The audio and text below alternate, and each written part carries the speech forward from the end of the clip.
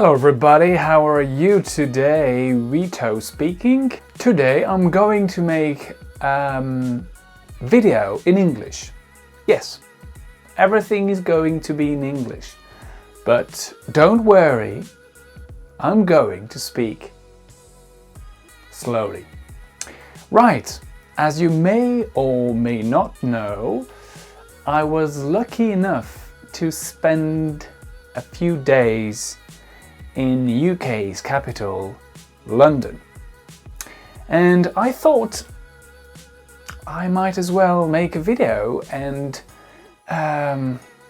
give you my best tips, just in case you would like to go one day. It's an amazing city. I love going to London and I wanted to share my experience with you guys. So I hope you enjoy it. Alright, London is a huge city. It's really a large, massive city. I am not used to it. I come from a very small village. So I really love going to big cities. There are approximately 9 million people in London, which makes it the largest city in the UK and also the most crowded city. The first thing is, how do you get to London? Well, obviously you can fly to London. Okay, not you don't fly, but in English you say you fly to London, which means that you can take a plane. You can buy a plane ticket. That is clearly the fastest way to get there. And there are also a few low-cost companies. For example, you have Ryanair or EasyJet, and you can actually get really cheap tickets. Second option, you could very well choose to catch a ferry boat, you know, those big boats. That's what I did. I left from St. Malo's, which is in Brittany, in the west of France, and the ferry took me to Portsmouth in the south of England. So when you spend a night on the ferry, you have the choice. Either you book a cabin, which is really comfortable and you can sleep, you have your own bed, and you can take your shower in the morning, which is great. Or if you want to save money, you can book what we call a reclining seat, which more or less looks like a cinema seat that reclining seat, and then you can spend the night and try to get some sleep. But it costs less money, but it's a little bit less comfortable. But that's okay. The third option is to take a train. What? A train to go to an island? Well, yes, obviously you can take the train in Paris, that we call the Eurostar, and go down below and through the Channel Tunnel, and you'll get to London very quickly. It takes about 2 hours and 15 minutes from Paris to London. And the really good thing is that you arrive in central London. Whereas when you take a plane, you have to take a shuttle bus to go from the airport to central London. Right. Now let's talk about what you can do once you get to London. London is a very, very busy city. There are many things to do, and I'd like to share with you some of the best visits I've made so far, the places that I really love to go to. So the first thing you have to know about London is that there are many, many free visits. There are free monuments. Most of the museums in London, yes, they are free. If you like art, you can go to the Tate Modern, which is a really big contemporary art museum, a modern art museum. It's awesome. I really love to go there. You can also visit the National Gallery, which is situated on Trafalgar Square. It's a great place to see amazing paintings from all the famous painters from the 16th century to the modern period. If you like history, you can visit the British Museum.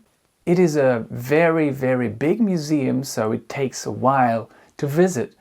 But there are so many things that you can see, especially the Egyptian mummies. They are really, really interesting and fascinating. You can see the Rosetta Stone, and you can see all sorts of things from ancient history to modern history. Covent Garden, it's an old market with lots of shops, and very often there are shows, free shows for, tourists to enjoy.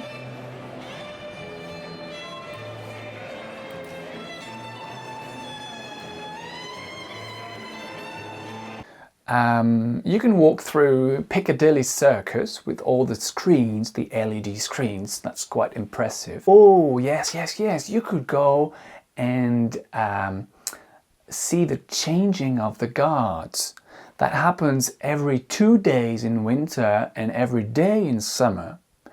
And I can show you some footage that I shot when I was there. That was amazing.